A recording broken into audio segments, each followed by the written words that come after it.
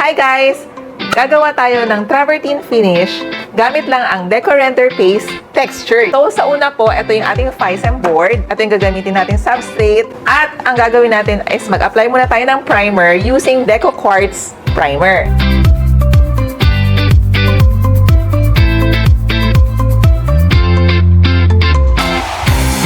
So, ito po yung ating Fortress na Deco Render Paste. Textured siya because may quartz siya na kasama sa ingredients ng ating Deco Render Paste.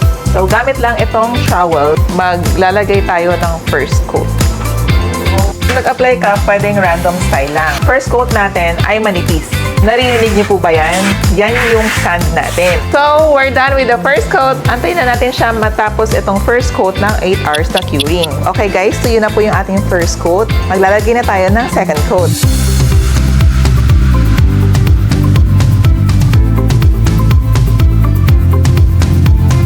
To achieve the travertine finish, ganito pong gagawin natin. I-angle natin ang ating trowel ng ganito.